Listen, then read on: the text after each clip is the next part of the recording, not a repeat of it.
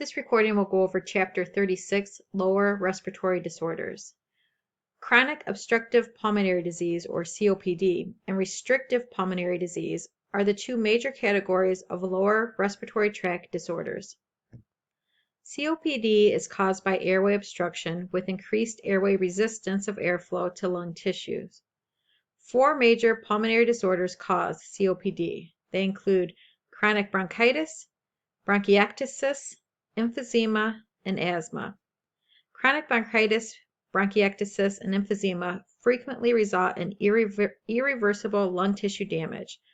The lung tissue changes that result from an acute asthmatic attack are usually reversible. However, if the attacks are frequent and asthma becomes chronic, irreversible changes in the lung tissue may result.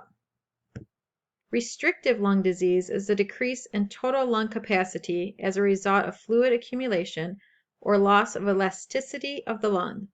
Pulmonary edema, pulmonary fibrosis, pneumonitis, lung tumors, thoracic deformities such as scoliosis, and disorders that affect the thoracic muscular wall, such as myasthenia gravis, are among the types and causes of restrictive pulmonary disease. Drugs discussed in this chapter are primarily used to treat COPD, particularly asthma. These drugs include bronchodilators, primarily beta-adrenergic agonists, beta-2 adrenergic agonists, methylxanthines, leukotriene antagonists, glucocorticoids, cromolyn, and anticholinergics and mucolytics.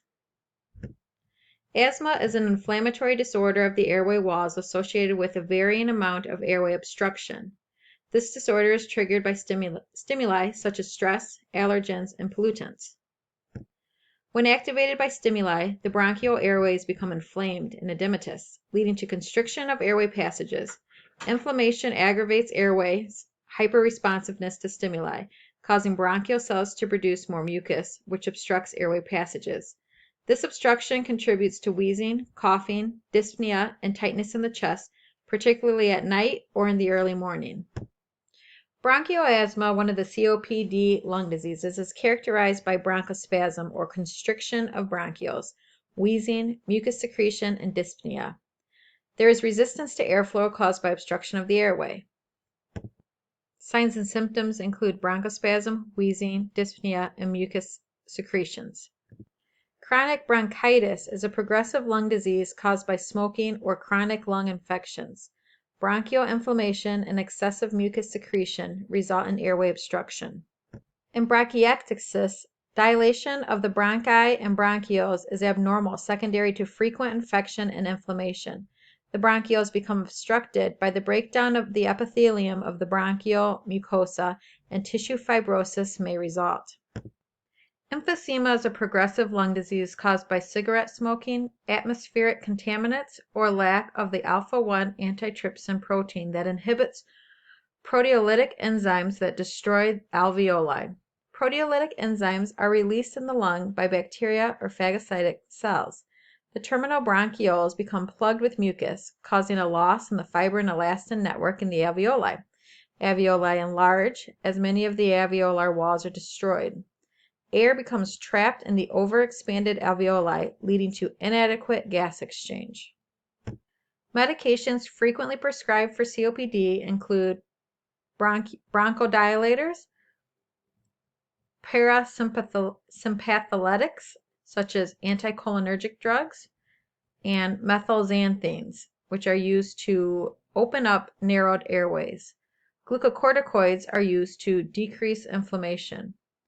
Leukotriene modifiers reduce inflammation in the lung tissue, and cromolyn acts as an anti-inflammatory agent by suppressing the release of histamine and other mediators from mast cells. Expectorants are used to assist in loosening mucus from the airways. Antibiotics may be prescribed to prevent serious complications from bacterial infections. Mast cells found in connective tissue throughout the body are directly involved in the asthmatic response, particular to extrinsic factors. Allergens attach themselves to mast cells and basophils, resulting in an antigen-antibody reaction on the mast cells in the lung. Thus, the mast cells stimulate the release of chemical mediators, such as histamines, cytokines, serotonin, eosinophil, chemotactic factor of anaphylaxis, and leukotrienes. These chemical mediators stimulate bronchial constriction, mucus secretions, inflammation, and pulmonary congestion. Cyclic adenosine monophosphate, or cyclic AMP or CAMP, is a cellular signaling molecule that is involved in many cellular activities and is responsible for maintaining bronchodilation. When histamine or other chemical mediators inhibit the action of CAMP, bronchoconstriction results. So in general, that cyclic adenosine monophosphate equals bronchodilation. If a chemical mediator is preventing CAMP or cyclic AMP from doing its job, then bronchoconstriction would occur. The sympathomimetic or adrenergic bronchodilators and methylxanthines increase the amount of CAMP in bronchial tissues. So how do those bronchodilators and methylxanthines work? They increase the amount of cyclic adenosine monophosphate, which equals bronchodilation. In acute asthmatic attacks, the short-acting beta-2 adrenergic agonists are the first line of defense. They promote CAMP production and enhance bronchodilation. Long-acting sympathomimetics are used for maintenance. Sympathomimetics, also known as sympathetic agonists, increase CAMP, causing dilation of the bronchioles. In an acute bronchospasm caused by anaphylaxis from an allergic reaction, the non-selective sympathomimetic epinephrine, an alpha-1, beta-1, and beta-2 agonist, is given sub-Q to promote bronchodilation and elevate BP. Epinephrine is administered in emergency situations to restore circulation and increase airway patency. Please review Chapter 15 on page 202 is your prototype drug epinephrine. We've already covered this in lecture, so I'm not going to spend time going over it again, but I would expect you to be familiar with that information from Chapter 15 regarding epinephrine. Albuterol is a selective beta-adrenergic agonist. It is selective to beta-2 receptors. It causes bronchodilation. It has a rapid onset of action, making it ideal for emergency situations. It has a longer duration of action and fewer side effects. Please review Chapter 15. Page 204 has your prototype drug for albuterol. Since we've already covered this drug in lecture, I'm not going to provide additional lecture about it, but you are responsible for information regarding albuterol. Albuterol is frequently administered through a metered-dose inhaler. As previously requested, please review page 100, box 10.5 for the correct use of a metered-dose inhaler. Tiotropium is an anticholinergic drug used for maintenance treatment of bronchospasms associated with COPD.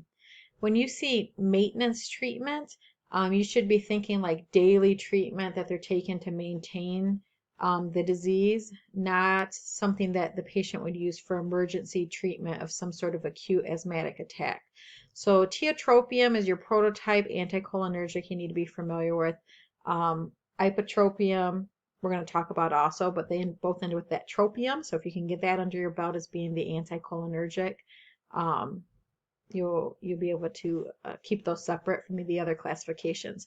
So tiotropium, the brand name is Spiriva. So I think most people will hear that one in the clinical setting. I'm just throwing it out there so you can make that association. So tiotropium is used for the maintenance treatment of asthma and COPD. It works by relaxing smooth muscle of the bronchi and dilating bronchi. It is administered through a dry powder capsule inhaler. So with tiotropium, and it doesn't look like a normal albuterol inhaler. Usually they're circular, and there's a little capsule that you put in the inhaler and activate it, and that's what the patient actually inhales, a dry, fine powder. It's important that you recognize when you're administering, the correct route, right? Because if the patient took the pill and swallowed it, there'd be no benefit for the medication. So again, it's a dry powder capsule inhaler. And there's some patient teaching for dry powder inhaler that you should be familiar with. There's no need to shake the device like you do with a meter dose inhaler such as albuterol. Just like with the meter dose inhaler, once the patient takes an inhalation, they should hold their breath for 10 seconds and then exhale slowly through pursed lips. If more than one puff is needed, the patient should wait the length that the provider specifies before self-administering a second puff. So whatever their instructions are for whatever the specific medication is. If the patient is using a corticosteroid, they should rinse their mouth out with water and brush their teeth to reduce the risk of fungal infections of the mouth. And then they also want to remove the canister and rinse the inhaler, cap, and spacer once a day with warm running water and dry them completely before using again. So tiotropium is an anticholinergic, so common side effects, dry mouth, constipation, shouldn't be too surprising for you. Dyspepsia, abdominal pain, some depression, insomnia, possible infection or pharyngitis or sinusitis, arthralgia, and peripheral edema. So in addition to tiotropium, again, I want you to be familiar with ipratropium bromide. It's another anticholinergic that is used to treat asthmatic conditions by dilating bronchioles.